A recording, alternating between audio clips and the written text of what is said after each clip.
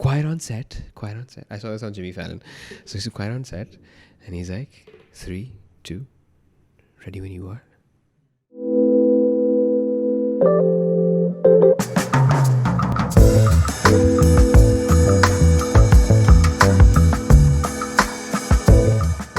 What's going on, everybody? It's Asad Hashim Ali back again with another episode of Behind the Grind. It's been quite a while, and I'm not at home. COVID's not over, but I'm not at home. I'm with a good buddy of mine, Zayan, Abedeen. Zayan, what's up? How you doing, man? Not bad, dude. This has been long overdue. Yeah, It's been very long overdue. I think it's been actually. over a year since I've been talking to you about it, and finally we ended up doing it. But I spoke to you before the lockdown about it. You did speak to me before the lockdown, but then when shit went down. Yeah. But very nice office. Thank you very much. I'm very happy to be the first person here. So Yeah. I think that's Thanks, great. man. Yeah. I really appreciate it, dude. I thought that if we're making this space, then I should also make it like recording friendly. Yeah, definitely. Right. So I mean, you have to do your podcast. I want to Behind double the down grind. on it, if anything. Like I started off the first podcast at Cedar and Listen Up ke naam se. At that time, I remember very clearly, even people from like our circle didn't really listen to podcasts at that time. Yeah. And this is 2017 ki baat. And now every doing a podcast. And honestly, I even just started listening to podcasts. I told you this, that like I wouldn't listen to it before, but obviously Things being change. But being basic like I am, I started listening to Joe Rogan. because everyone's doing that. Right? But no, it's good. Like people are getting into it. I don't know, like there's a lot of like high quality stuff coming out. It's just sad that I didn't give it the time that I should have back in the day. But I've got help now, and we're gonna do more of this. But Zayan is here because Zayan, just to give everyone some context about who this guy is, he's not my brother. People said we look alike back in school, but he and his buddies started this little company called Ticketwala, which I am a big fan of. I absolutely love the work that he's been doing. I've been quite close to Zayan since we were in O levels, if anything. Like I've always been fond of the guy. Super nice guy, very humble, very down to earth. And as you can see, he's even more fluffy than I am. So he's great to hug too. But Zayan, let's just start straight into it, right? Let's dive into it. What led to the idea of Ticketwala? First, what is it? And what led to the idea? So, I mean, it starts like from uni, basically. I always like had this thing. Actually, it goes before uni. So when I was younger, like all my friends used to be like, Zayan is the one making the plan. So I was always the one making the plan and organizing the event, if you think about it. You were the plan maker, plan maker. Yeah, कि Zayan को ये दे दो, ये कर लेगा. So, So, I mean, when I went to uni, I got into the house music scene over there. And like, I basically started doing my own events over there. So a good friend of mine, like over there, he started working with me on this. And there was a club over there where we started doing these events. And like it slowly built up from there. Actually, Abdullah, his first video was actually an after movie of our event. really? Yeah. And was that the first time he actually like picked up a camera or something? No, it's not that the first time he picked up a camera. It was basically like, he really had a knack for this, but he never really got into the thing of it, Right. So then like slowly, once that happened, he made the after movie. We were like, this is your shit, man. You have to do it. And then I think that's what like led to him, doing more stuff. But then when that happened, like once I graduated, I came back here and I realized that, events are happening, but like, firstly, there's no information about them, Secondly, that there's no place to get tickets online. And like, it was okay, you go to a cafe, you go to these places, you'll find them at Aga's, whatever. So like you would go to Mad. Yeah, exactly. Exactly. So like, this was kind of inconvenient, especially in this day and age, Then I did some research. I actually found out that there were a few companies that were doing it. They were actually running for a few years, but like they weren't hyped, like there was nothing going around them. So like I got together with Zayan, my other half, basically. He's Not your wife, dude. yeah. But he's just But like happens to same be name, same that's why name. I'm saying Yeah, other yeah, half. yeah. But like Zayan and Rehan, Uh-huh. we got together because we were always discussing like business ideas, and we were like, we need to do something over here. So I told them, I'm like, there's this gap in the market, and we should really look into it. So they were like, yeah, let's do this shit. So I mean, when it started, the first thing that we wanted to address was the fact that nobody knew about the events, right? Events are going on, but like, I mean, the people who have to go to those events are like finding out either the day of the event or like, they find out after the event that this happened. Through like, So, and that's through, like, yeah. through Snapchat or Instagram. Exactly, or something, exactly. Right? Oh shit, they missed it. Yeah. So this was, I feel like it's a big problem for the organizers because I mean, in the end, why are they doing the event? They're doing it to sell tickets, right? Yeah, yeah. So that's why, I mean, we thought of this. The first step should be before we start off the website and everything for the ticketing, it should be to start a blog, right? A blog writing about where and like what event is happening, and doing our own research and putting it out there. I remember Yeah, that. yeah, I remember yeah, that yeah. it was you guys weren't just so the way you guys look, and this is like my profession now kicking in, is that the way you guys look seems like you're going for a very underground scene that you guys want to revive or want to bring up to the limelight. Exactly. But the blogs were actually about everything happening in the city. yeah. It didn't matter where it was, didn't matter what it was about. Even if it was just like a workshop on how to apply Mehndi, it would be on the blog. Yeah, yeah, yeah. Right? Exactly. From that to like, Because I mean, in the end, was it Friends and Family? What was that group? which one? The group that you just mentioned, For? the DJ. Oh, Super Friends. Super Friends. Yeah, Super Friends and Friends. Family. Yeah, Friends but yeah, sorry. No, yeah. So like, I mean, digress. see, a lot of things like that were happening in the event industry, but really people didn't know about it, and that was the first problem to address here. So like, I mean, when we started the blog, we started getting a lot of like organizers coming to us and saying, like write about our event. We actually use that blog to get organizers on board because we would write about them. Yeah. We would send them that article and we would be like, hey, we wrote about your event and like, this is who we are. We introduced ourselves. So that's that's kind of how we started getting our first few clients. Really? Right? Yeah. So like, what was the what like metrics were you guys following to benchmark this with? Because you would have to kind of show to them also, right? Like, you guys got this many eyeballs on your blog. Yeah, I mean, that it look, has- in the beginning, so we were also kind of starting out on this. Like, I would say that now that I think about it, we were pretty amateur at what we were doing, right? You learn along the way. And like, the thing is that we weren't focusing on that. We were focusing on the quality of the content. We were focusing on building what the event is in a better view, right? Like when we would write about it, we would actually make it sound like really good. But the only thing was at that time, we weren't focusing on the numbers. We were focusing, like I'm saying, about the quality. Yeah. So that really started getting people interested. Like a lot of organizers would come to us. They would be like, write about us, write about our event and stuff like that. Then we slowly we got this idea in November 2018 around. This is the time I came back from uni. Right. And then like by Jan, we had like registered a company, like we were like slowly building it up. By Feb, we started the blog. But there was one issue with our tech. It took a while to like make. And so because there was a lot of customizations in the back end, things like that. Yeah. So like we launched actually in October of 2019. So when so the thing is that the blog was launched. Like Right. we were building our brand name through the blog. Yeah. So we were on the back end, we were working on the website. And an app also, right? And an app. Huh. So the thing was that like in October 2019 is when we started selling tickets for the first time. So our first client was actually The Jungle, who's Natalia Gul, the comedian. Yeah. I don't know if you've remember heard- this. yeah. I remember seeing this. So, Yeah. so she had like a karaoke night.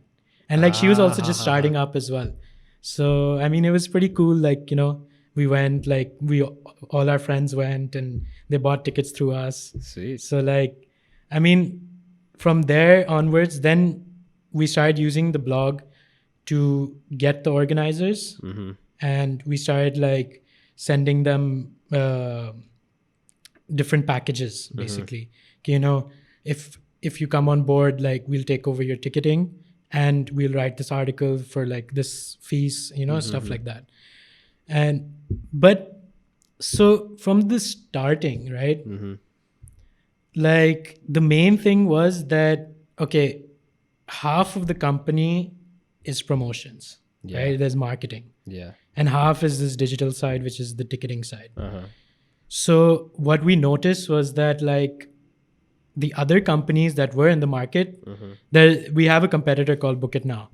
So like, I mean, they're selling tickets, you know, they're doing everything, but they're only doing that, right? Like, I don't want to say anything, but like they've like bought followers, and like we saw their follower count decreasing, and you know, but we were trying to build good quality for events and trying to push it out there. Right. So then basically we saw that was the problem, right? Like half of the issue was that people didn't know about events. So then we had this thing, you know, we should have a marketing side of things, right, where we basically use that to like either write articles or like, you know, promote the event through ads, things like that. And again, at that time, since we were just starting out, it was just like an amateur version of that, you would say. Like, you know, we thought about it, we're like, yeah, you know, marketing karna hai, but we didn't really know the technicals behind it. So anyways, we got caught up with all the whole thing, you know, the ticketing had started. We actually moved into our office in October as well. 2019. Yeah, October 20. Like, I mean, we had moved in by like September, but like we had built the whole office as well. We had like made things inside the office. So we moved in by like October. And like usme we spent a lot of time, you know, a lot of people. The main thing was, you know, when I realized that we're doing something that there is a need for, is when organizers were coming to us themselves. Like, but it was like, sorry, I'm cutting you off. Yeah, but like, I'm gonna step back for a second and take you back to uni. So organizers came to you and they were coming to you with this idea to distribute their tickets, right? Yeah. But you guys were also, or I'm assuming, maybe correct me if I'm wrong, but you guys were also planning to digitize that entire space. Yeah. Right? So instead of them even giving their physical tickets to you for you to distribute and manage their payments, you guys would actually say, well, screw that. We'll make an e-ticket and it'd be completely done through a QR code, through our app and website. Right? So when you were in uni, what was it that you saw was happening there that was missing over here? Yes, so, I mean, this whole thing that you just said about the QR codes and stuff, basically, I mean, we went to events over there. You know, there were big events, big concerts, whatever. We would always buy our tickets online beforehand and then have the ticket on our phone and like show the QR code and they would either scan it or whatever, you know, like they would just walk in. So that was one of the main things that, you know, we missed, that we didn't have over here. So that's what I brought. That's what I thought like what we need here. That was the whole thing that we need to digitize over here. That why do we need, like, I mean, we're moving from paper, you know, like why do we need that?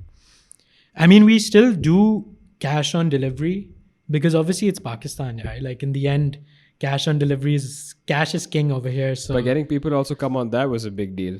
Yeah, like the thing is that you know what I realized after Corona was that well, not after Corona, I mean, we're still in Corona, but like people started using their credit cards more and doing online transfers and things like that. Like that's increased a hell lot. There's a guy, remember we did that summit at Backspace I told you about? So one of the guys was Asin Mashkoor, and he was actually talking about digital transformation during Corona, right? And this is at the peak of the spread, and it was all about that because salaries were still going through cash. That was his reason. That was one of the many reasons why the spread was happening. But also, what he pointed out was that the adoption of apps like Easy Pesa and Jazz Cash also went up. Yeah. Digital transformation in the finance scene escalated, right? Like it accelerated within 6 months. I keep telling everyone this. Like within 6 months, we went from a swipe machine to a PIN to now NFC. Like HBL has the tap to pay, right? Sada Pay. Even UBL just introduced it. Yeah. And now like HBL Connect has come out. The UBL app is there. Sada Pay is now coming there. I'm not surprised. I wouldn't be surprised if you just like press your off button twice and the card pops up. Just like how Apple Pay and Google Pay work, right? But there's so you were saying was that the adoption of like credit cards went up during COVID. That was your observation, right? But what else do you feel is missing over here now? Like, and I can understand that there's a big gap in knowledge awareness and people also being comfortable with it. Like cash is king, yes. People would still prefer something that's physical. They're not going to accept scanned copies of things. Right? You still have to go formally to get like documents attested or get your bank statement out and stuff like that. So what do you feel is like missing for the mass market for ticketing over here? If that is a mass market kind of thing. That's a tough one. But I know, I'm full of them. Yeah. For mass, I mean, it's still going to take a while, I feel, for adoption. Because in the end, like, I feel like, of course, more and more people are starting to use their smartphone, like there's more people who are using their smartphones now in Pakistan. Yeah. So I think over time it would come through. But what's needed for mass ticketing right now? I mean, this, like, there's no more steps that you can take, like there's like, right now you have the apps, you have the website, but in the end, it's all about your marketing, right? So, I mean, we can get like organizers to start doing different events in different communities, smaller communities. And that might spark like more and more people using the thing. So, I mean, yeah, I guess that does help with increasing the size of the the market, basically. Yeah. So, I mean, like, what else can there be? I guess what you're saying is that it's about awareness spreading in more and more segments of the market. Yeah. And like, I feel like more and more people are doing events, more and more people are doing tours. So slowly people are adapting to this, right? Yeah. One answer to that is that we use the organizers to promote us in the end, Right. So whoever's coming on board, we're not the only ones promoting them. They're promoting us too. Because in the end, we're making their lives easier because they don't have to deal with sales and ticketing and stuff like that, right? They just say, here's the link, just buy your tickets and come to the event. That's it. And then we deal with the rest. So that's what I mean. Like, whenever we start moving into different communities, smaller communities, and once they start using our portal more, then only we'll be able to, get into those communities, and then people will be more comfortable using our platform. Right? So, I mean, I've seen like more and more growth, whatever growth you can get during Corona, but like things have gone from like, selling 1 or 2 tickets of an event to like selling out shows. Right. Everybody's buying it online, and like everybody wants to reserve their tickets, especially for some events where like, there's like a certain, so like say the Shahzad Gayas, he's very big in the comedy industry. So like when he put out his show for the first time in Corona right now, like in November, like we literally sold out a week before the show. So, and that was all online. Wow. So, I mean, things like that, obviously people would want to get it beforehand, right? And then they have no other choice. They have to get it through us. Yeah. So that I feel like will help mass adoption. The more organizers we get on board, the more volume we get. Because organizers also, like a lot of organizers, a lot of venues, they want to move away from doing ticketing at the gate because it's a big hassle. Yeah. Right? There's a lot of cash handling. There's a lot of people that show up, like, that don't. That try to barge in also. Exactly. Right? So, and the people who are handling the cash at the gate need to be very trusted. You can't just let anybody handle it, Yeah. because anybody can just pay them money. They don't need to write the name. They just stamp them and they walk in, Yeah. So like there's a lot of stuff that happens like that.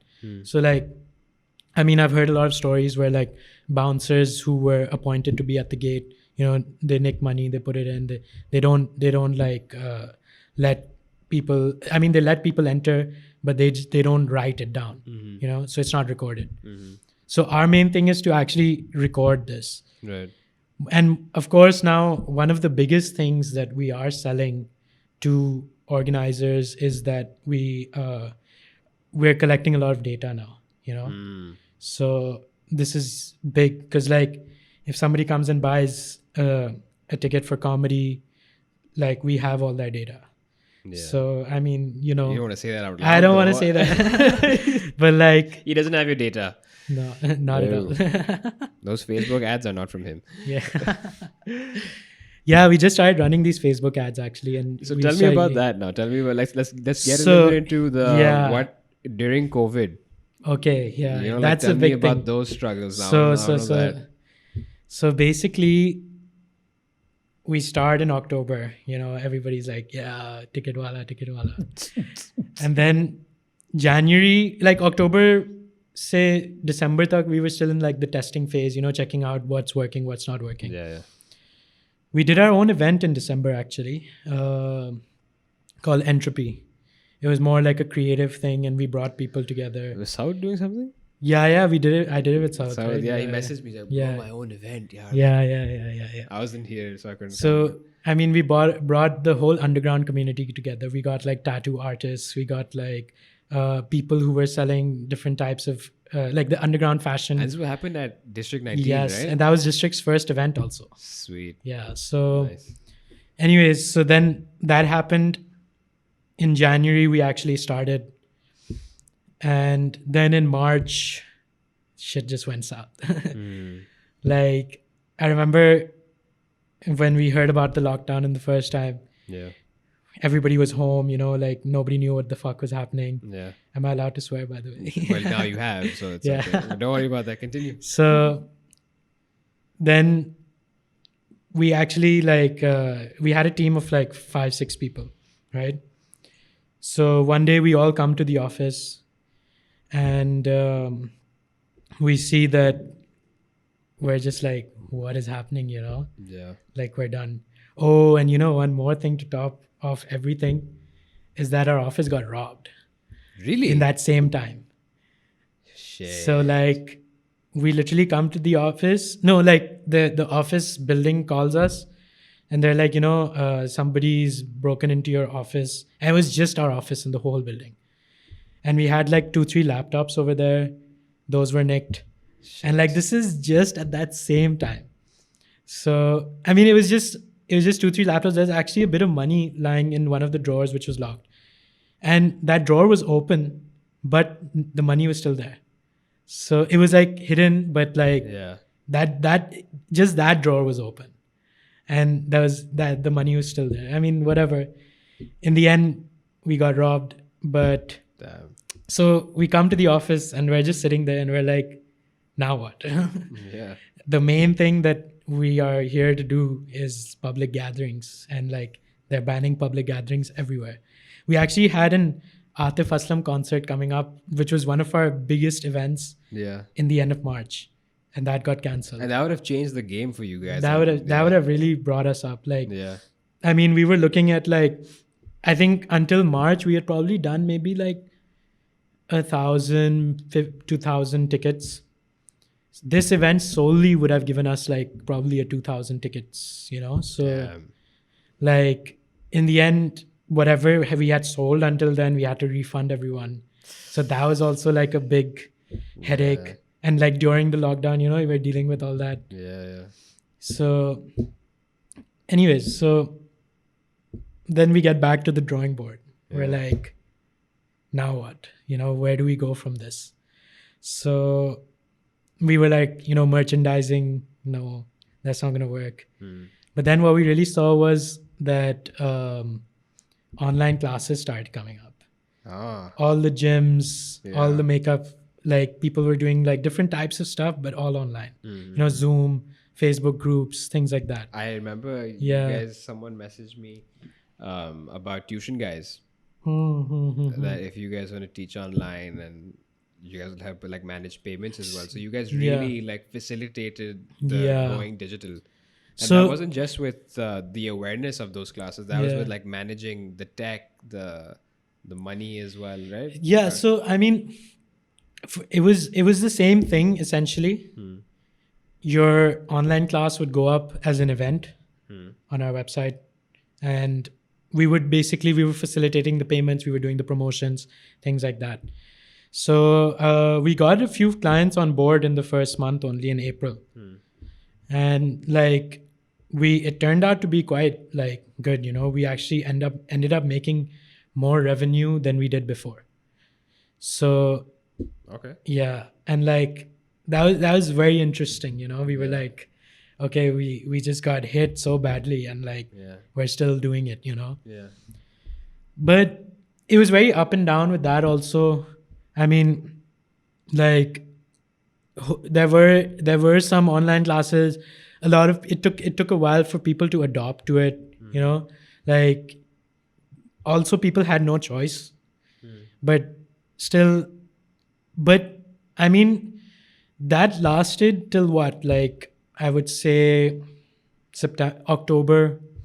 This whole phase of like online stuff. Then I think like September, October, my things started opening up again. Gyms started opening up again and stuff. Yeah. So that kind of like started phasing out. But during this, my partner, he had an idea where like he was like, you know, if we're making so much revenue from like education, then like why not make a platform where people can put up like pre-recorded stuff, like, you know, and not live, because all of this stuff was live. So I mean, something like Udemy, something like that. And we literally had no idea what we wanted to do, but he was just like, let's do it, right? So we got the developer to start like building it. We still like 1 month went in, 2 months went in, and I used to like argue with him. I used to be like, but we don't even know what we're doing. You know, we don't even know what like niche we want to get into, because obviously there's different niches, right, in education. So I was like, you know, we don't even know what niche we want to get into. All we know is that we can produce quality content and we can put it out like in a good way. So I mean, we always had this general idea where we were like, you know, the content can, like the first few pieces of content can be recorded in-house and put up, and like, you know, really good quality, like focus on that and, you know, put it out there. But like, I mean, there was no like proper thing to it. Then like 2-3 months went by, and then we kind of used that concept to build on this whole thing that what masterclass.com is. So masterclass.com is basically picking up celebrities or like people who are really, you know, best in their industry, and right? giving high production value. Giving high production value, plus it's not very technical knowledge. It's more like advice, right? Yeah. So I would say, like, I mean, you're not going to learn. So if you're not going to learn like very technical things in the course, but you're going to learn what that person who's high up in that industry, what was their experience in all of this, right? And they're going to relate it back to certain topics. Yeah. And that's what it kind of is. So, I mean, we recorded a masterclass in October, and we're calling it The Collective. So it's like going to be a collective of, like the masters. Yeah. So we were like, okay, localized content, good quality content, and putting it out there. I mean, you know that, Yeah. you know the whole scene. So usme, we were like, okay, what are the first few industries we need to target, right? Yeah. What is the mainstream industry? Yeah. So like we were like, okay, fashion, fashion is very big in Pakistan. Yeah. Then like, I don't know, we had a few things. We were like music, but music I mean, there's not much that can be done.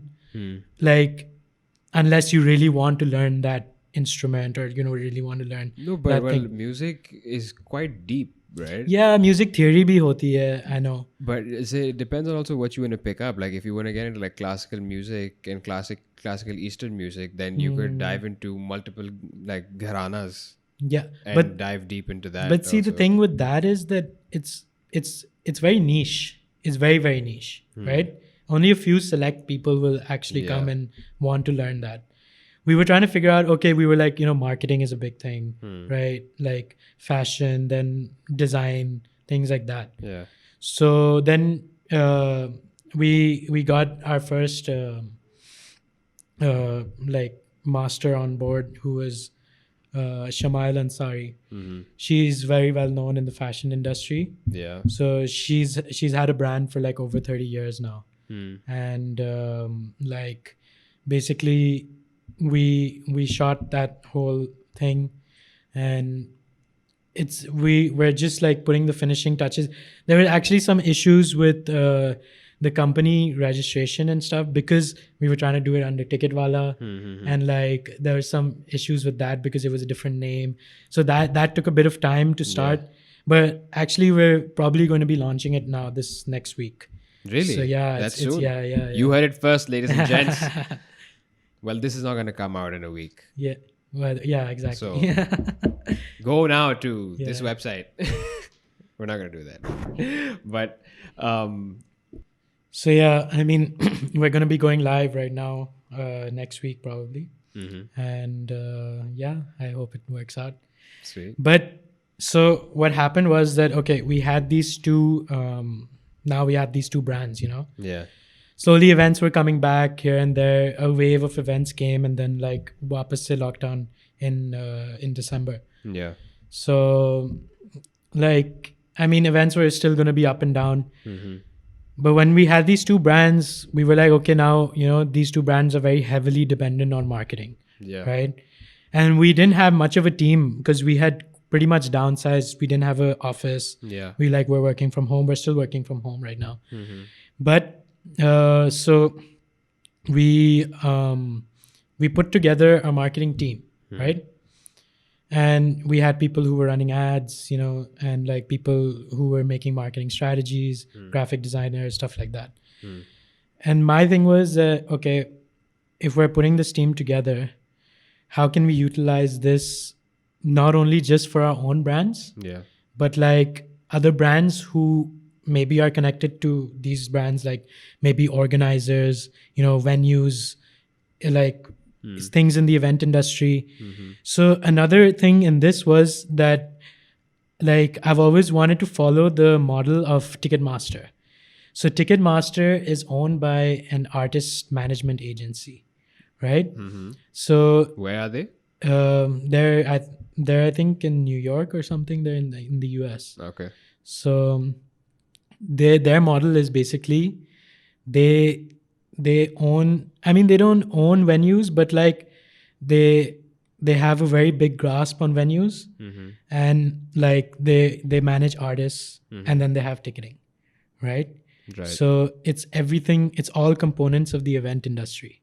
So what together. they're doing is like what like media buyers do, right? Like they'll buy ads and pre-roll and like TV commercials and radio commercials beforehand. Except these guys do with venues, Yeah, create the event themselves, exactly. right? Hype it up themselves. Yeah, and like everything, I mean, since the artists are already there, then the venues are already there. So like they have a big grasp over the event community, right?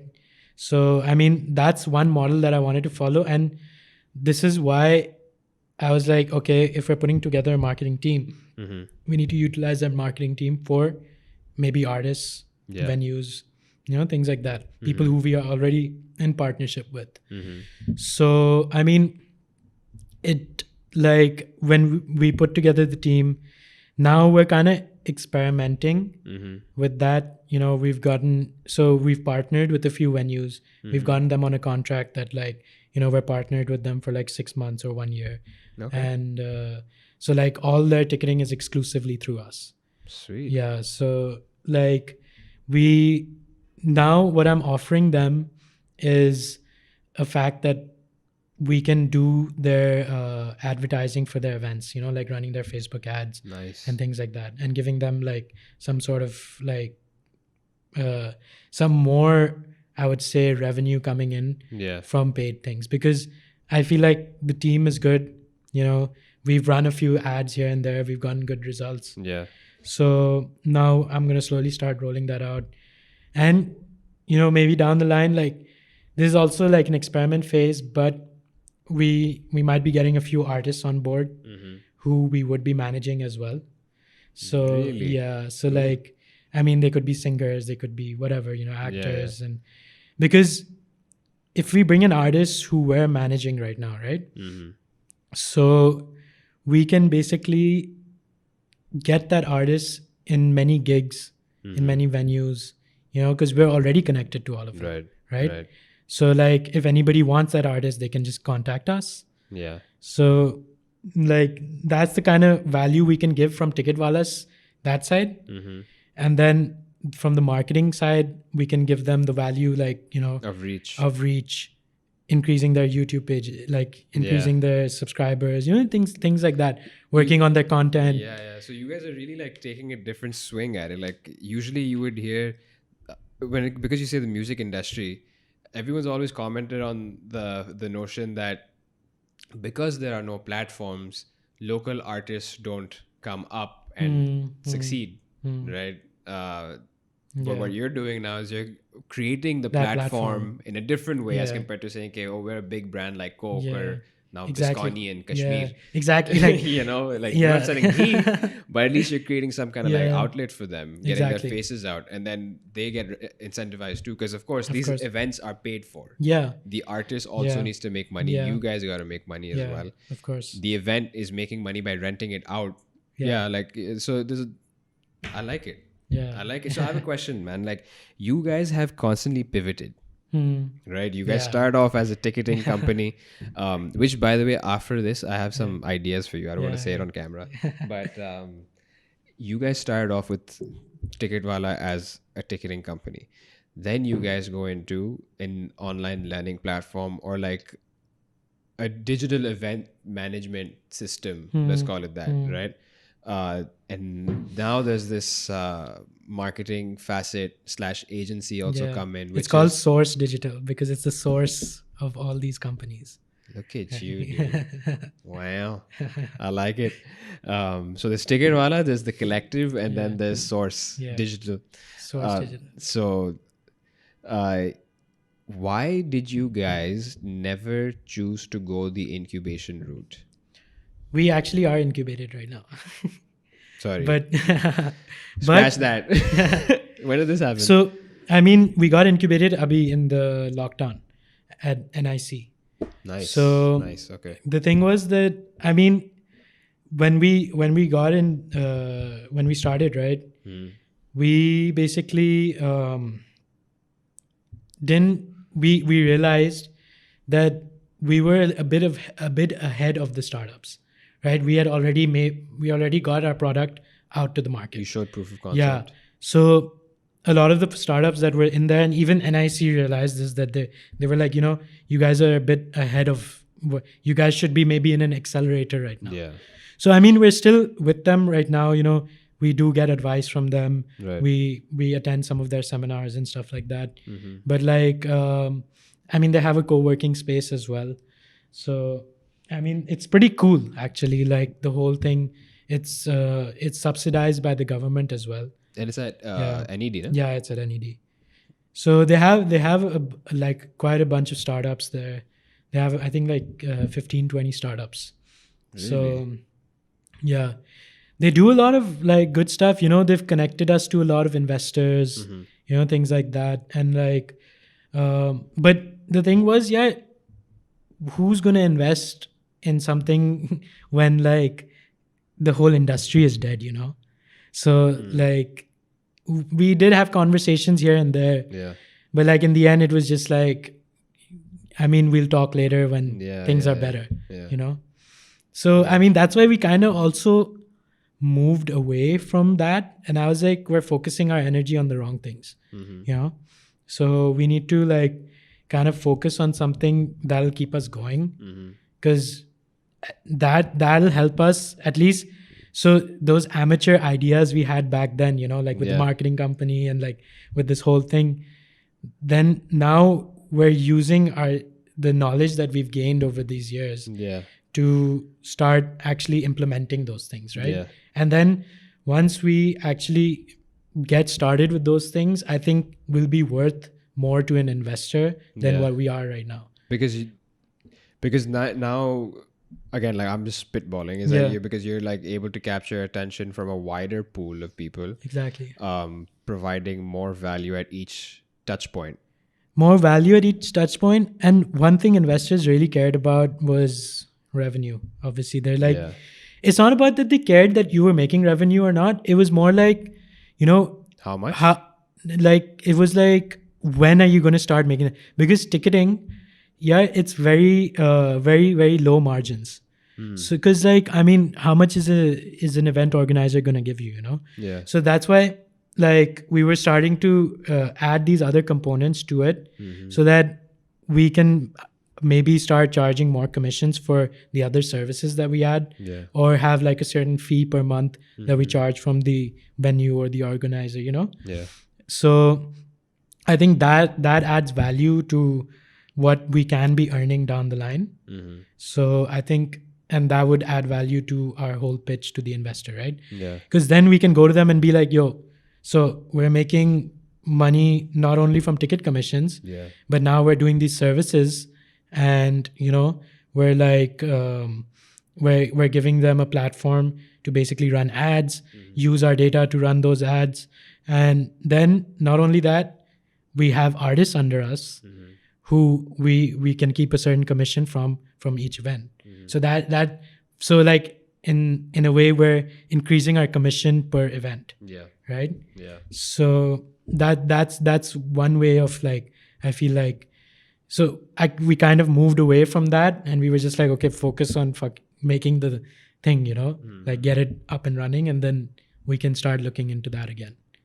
That mindset is what I really do admire also, man. Like throughout, I don't know if that was you, if it was your better half, or if that was Rehan, but is that you have that idea, let's just stick with it, we'll figure it out along the way.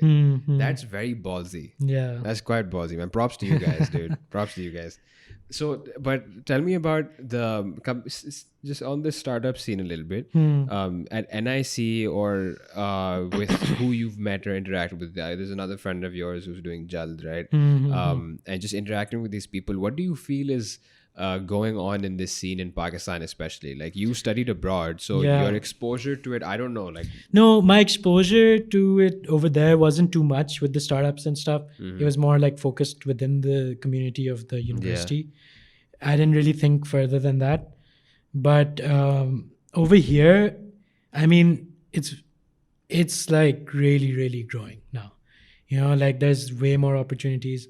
I was just reading about today, like basically the government is now like easing it for startups to basically get registered abroad. So that like, I forgot the term for it. To get registered abroad? So basically it's to register them in different countries where those investors from abroad would be able to invest in them. So they won't be investing in a Pakistani company. They would be investing in like a Singaporean company or like something like that over there. So it's easier to transfer funds to them over there. Okay. So this is very recent actually. But like this concept has been like growing here, and there's way more like more and more people getting into the whole venture capitalist thing. There's a lot of like people who were in different industries, like in the tertiary or secondary industry, who had like factories, things like that. Now they're kind of venturing out into the digital side. Yeah. And like they have investment, right? They first were investing in stocks, different types of things, and now they're like investing in startups. But one thing was that I feel like maybe it's gotten better now, but like a year ago, maybe a year and a half ago, the thing with investing in like seed stage startups. So seed stage is what like Ticketwala was about, like I mean When a it year, started off, yeah, when it basically. started, like, you know, when we had like maybe in the Jan of 2020, when we had just put out our product and, you know, we didn't have too much revenue, like didn't have too much thing. So there's not a lot of people who are really taking the risk in investing in those seed startups, even though they can get more of that company at that time. Yeah. And like, you know, make more money along the way. But I feel like maybe that's growing. I haven't really paid attention to it right now. Yeah. But I think that there is a lack of that, you know, like seed and pre-seed, things like that. But I mean, I think over the last 6 months, if you look at it, Kareem was like the first one to get that million or billion dollar deal. Yeah. You know, then like, I mean, we always had the hundreds and thousands. Yeah. Now it's like right there, like everybody's getting millions of dollars of investment, and that's all coming from abroad. Yeah. True. And True, like it's good. Like it's popping now. yeah, But there's, I don't know, like I'm not, I think that we also tend to, I'm not trying to shit on any startup because I know how much work it takes, and I know that it's like those ideas really can change the scene over here. But I do also think that we tend to undervalue the work that it takes to get that like Bazaar got 1.3 million, right? yeah. In a No, they seed. just got 6 million right now. That's Series And A. yeah, Series right? A, yeah, So yeah. and like within a span of 6 months, not too long, like not too far apart. And But Corona actually like boosted this whole accelerated industry, things, right? Yeah, definitely. And it's like, but I do feel that, you know, we tend to, or what I've seen also, like when I was telling people, I met some guys recently. I've met them for the first time probably. Also, it's like, hey, oh, you do backspace? Oh, so it's like a startup, man. I'm like, no, like you know, the definition of a startup, I think also needs to be clarified. To Definitely, people too, definitely. right? And my own take on it is that okay, anything that involves using tech and innovation to change an Is industry now a startup. altogether Yeah. should be called a startup. Yes, Yeah, but like, you know, some companies are just companies. Like if you were to take the Source Digital, I wouldn't personally. It's I not a wouldn't call it startup. I don't consider it a startup. Yeah. The only startup in this is Ticketwala. Maybe, I don't know if a collective would be a startup maybe. Yeah. But it's not like, I don't know. I can't really term it. Yeah. It's in the middle somewhere. It's in the middle somewhere. Like I feel like if we continue this conversation, we'll get burnt also. Yeah. But there's I want to know a little bit about the whole struggle throughout all of this. Like, what do you feel is that you've learned over this past year? Or how do you think that you've changed also? Yeah, I definitely, now that I look back at it, like I was saying, you know, like I'm terming it as amateur. Yeah. The way that we were looking at things. Yeah. It was like, okay, big idea is there. I want to know a little bit about like over this time, this past year especially, like what do you feel that you've learned the most, or how do you feel like you've changed? So I would say that in terms of like marketing, I've really like understood, you know, like what goes into the digital side of things. You know, like, and this is quite recent actually. I would say, like, you know, after the lockdown, I started understanding more of like what goes into like SEO, things like, you know, so like I said, we had that amateur thing. Yeah. We knew that marketing kya hai, but we didn't know you know what exactly goes into it. You know, so I feel like that's one big thing that I've really learned. And the second thing is that, like, you know, I've learned that we need to figure out ways how to monetize a business rather than, because in the beginning we were very focused on, you know, getting the customers, getting things like that. Yeah. So all these other steps that we've taken, we actually did it in a way because we were running out of money. you know, in the end. Like how much can you survive, like just giving salaries, giving things like that, because you still have to, you know, like there's no room for failure. there's no room for failure. And we like, so actually we in this October, December, November, December, when we sat down for this marketing thing, right? Yeah.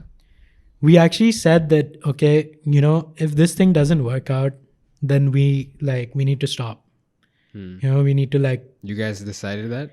We said it, you know, like we need to start focusing on other things because we're not making any money right now. Yeah. You know, so like, I mean, things hopefully started working out. Like things have started working out, you know, with the marketing stuff. And so I guess, I guess we're not stopping then, you know. But personally, like, what do you think is that you look back at yourself, let's say this time last year, right? Like, what was that Zayan like versus this Zayan? You spot any change? Definitely, I feel like I'm matured. I mean, everybody's matured in this lockdown. Yeah. Because I feel like I've aged a lot. Yeah. You know, like sitting at home, like, you know, not going out, not meeting your friends. Like, I feel like everyone around us has become a little bit more mature. Maybe it's the age, maybe, but like, I feel like the lockdown did have a huge effect on what I've become right now, you know? Like, I don't, you know, like first I used to be always that one, like when I was a child, like I was telling you, you know, the one planning things, you know, like now I'm just like, yeah, this is happening. Do I really want to go? You know, I was never like this before. So now I'm like, I think twice about it. I'm like, yeah, is it really worth going? Because obviously, there's still the corona thing is still there. You know, you're like, if you're going to a public thing, you're just like wondering, you know, am I going to come back home and be sick in the next 3 days? So that I think that really affects your psyche. And I think that has affected my psyche over the last year with a lot of people around the world. But I feel like one big thing is maturity, right? The other thing is like taking responsibility that like now I need to, you know, start like earning, start doing shit, you know.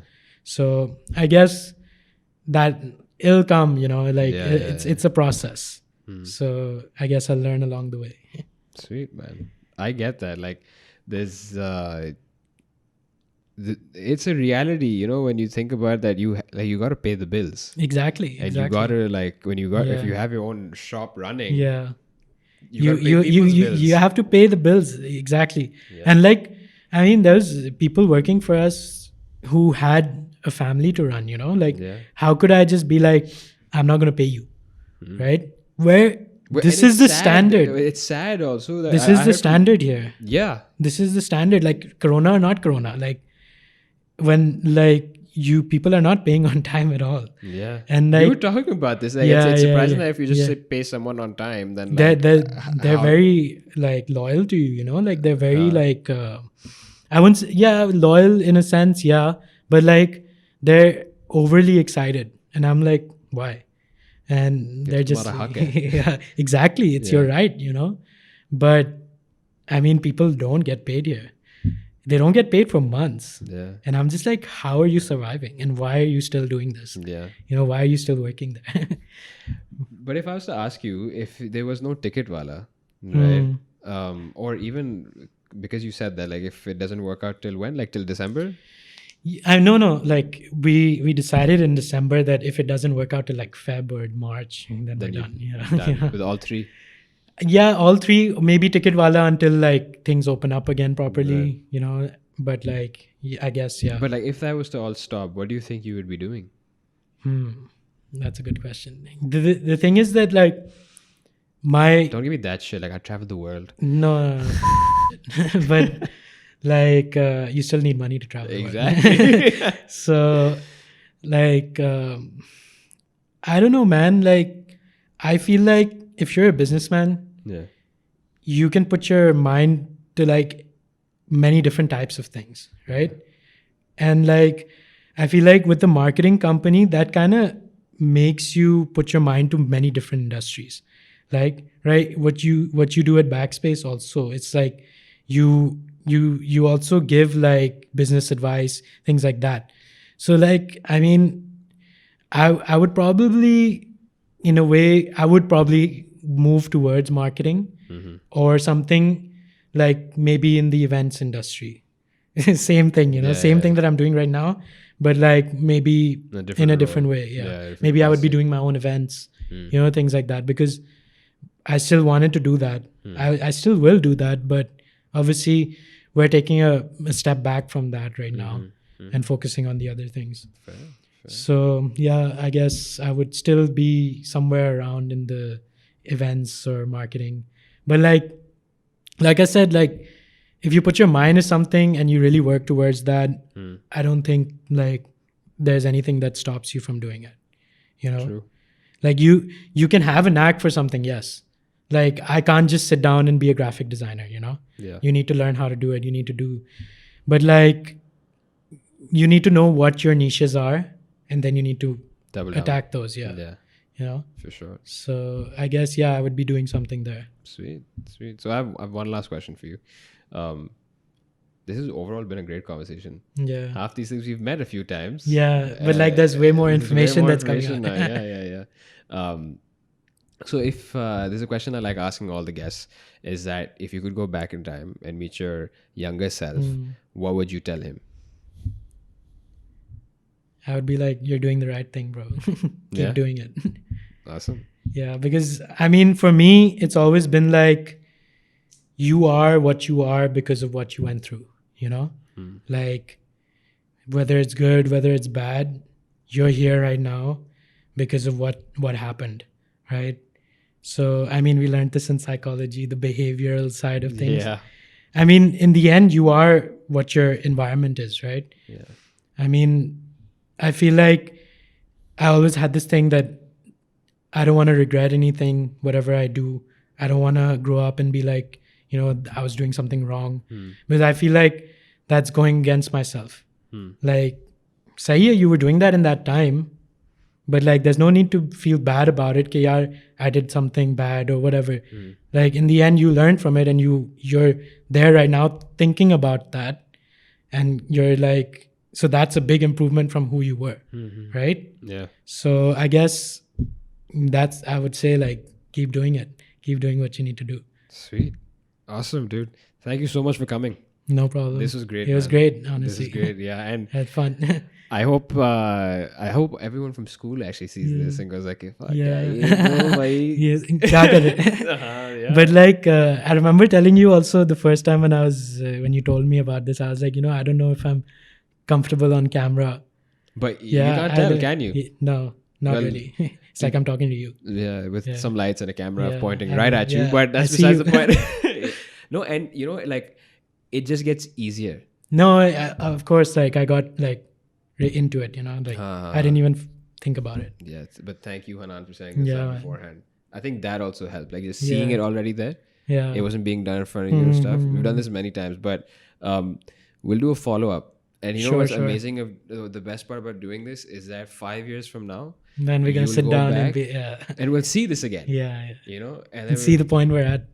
Yeah. That's why I'm doing all of this. Right That's now. crazy. That's crazy. Yeah. But everybody, I hope you enjoyed this episode of Behind the Grind. That was Zayan Abedeen, one of the founders of Ticketwala. He's doing his thing. Ticketwala, The Collective, and Source Digital. All of his details are going to be in the description. He's a solid dude to reach out to as well. And keep your eyes open for what this guy's about to do. There's a lot of shit coming out. I can guarantee that, man. This guy doesn't stop. And stay tuned for the next one, everybody. Till then, peace out. Bye-bye.